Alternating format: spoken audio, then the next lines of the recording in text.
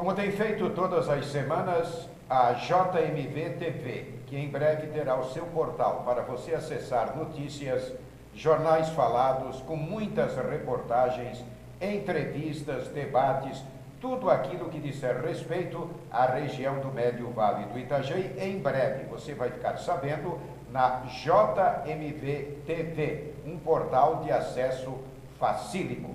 Hoje nós temos aqui com o nosso diretor editor-chefe, o Evandro Lois, os comentários sobre política e também a economia. Evandro, essa alta nos juros deve frear o consumo? José Reinaldo, amigos internautas, leitores do Jornal do Médio Vale, realmente, como já era previsto, os juros novamente tiveram um aumento nesta semana, através do Banco Central, a reunião do Copom, tradicional, realizada a cada 45 dias. Os juros, inicialmente se acreditava de que realmente aumentaria 0,75%, mas depois analistas de mercados, em função de que a inflação já tinha arrefecido um pouco no final do mês passado, acreditavam que haveria até possibilidade do Copom aumentar em apenas 0,5%. A alta era esperada com certeza, mas havia já uma pequena divergência em relação ao tamanho dessa alta. Mas o governo, principalmente o Banco Central, procurou mais uma vez ser conservador diante de uma ameaça de inflação e resolveu aumentar em 0,75%.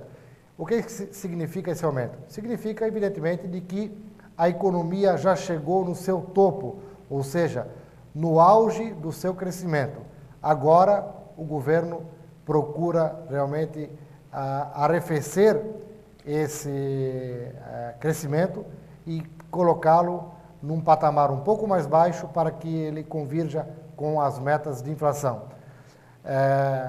Prevê-se de que a meta de inflação desse ano, que é de 4,5%, chegue ao final do ano entre 5% e 5,5%. E os juros deverão ter ainda mais um aumento, podendo chegar ao final deste ano até a 11,25%.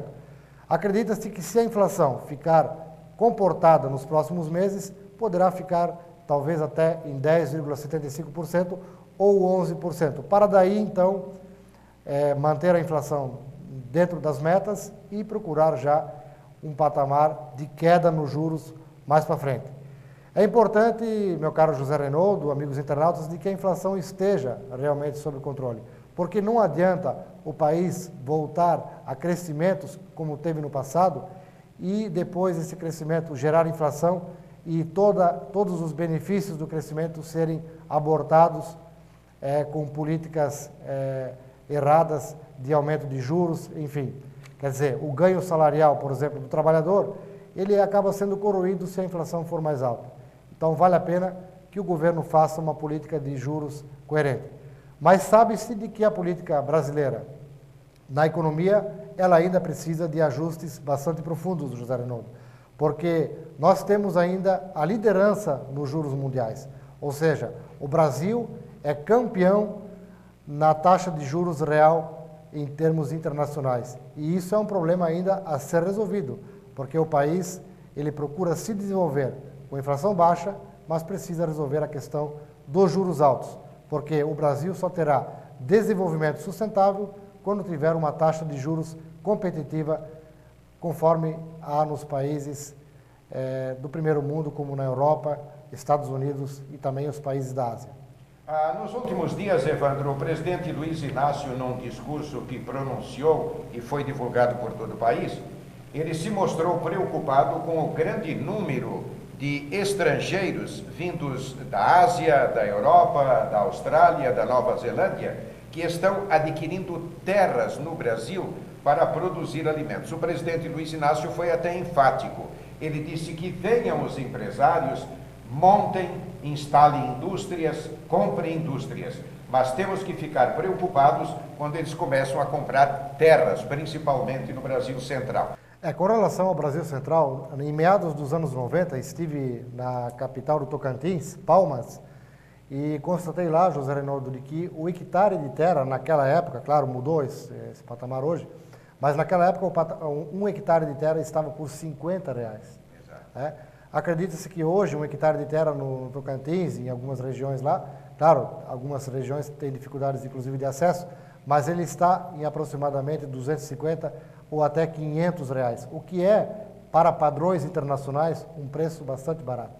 Então, por isso que há muita gente estrangeira procurando terras brasileiras, porque as terras brasileiras são terras férteis, terras que podem produzir alimentos de qualidade e sem contar a questão da madeira, que também pode ser explorada, José Reinaldo.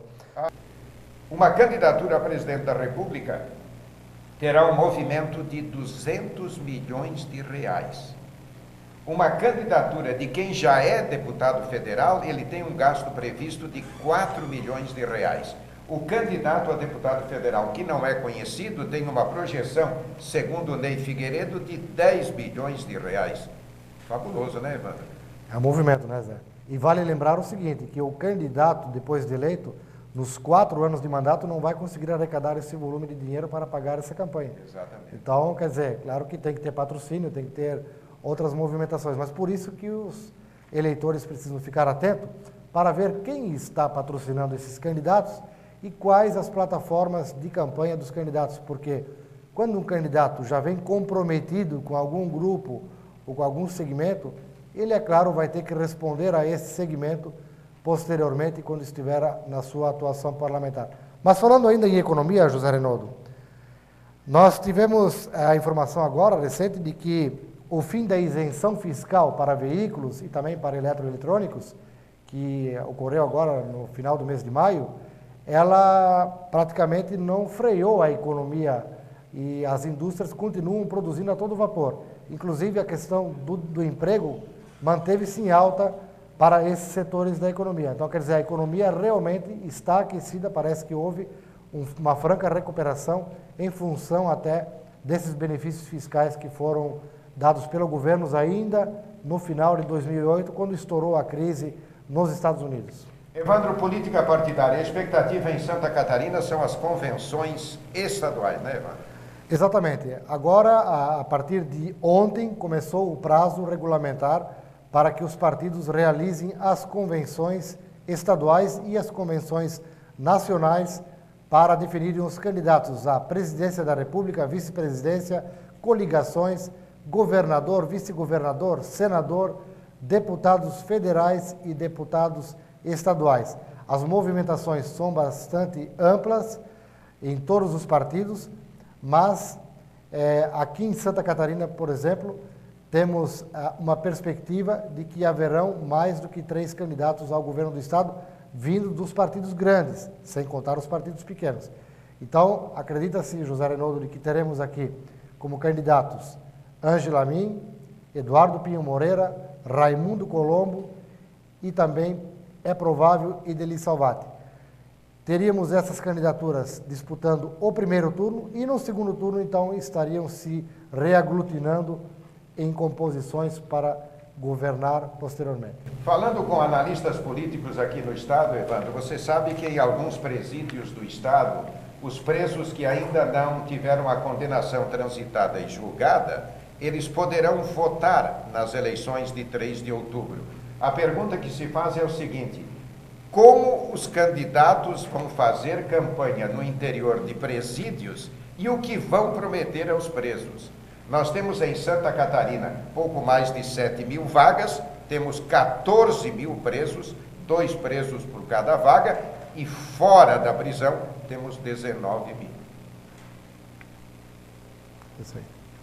Está aí então o nosso comentário político, comentário econômico do JMV TV. Fique sempre conosco, você terá inúmeras informações, orientações. Todas as semanas, também o comentário político e econômico. E não esqueça, leia o Jornal do Médio Vale, o mais completo bissemanário do Médio Vale do Itajaí. Em breve, o portal JMV TV.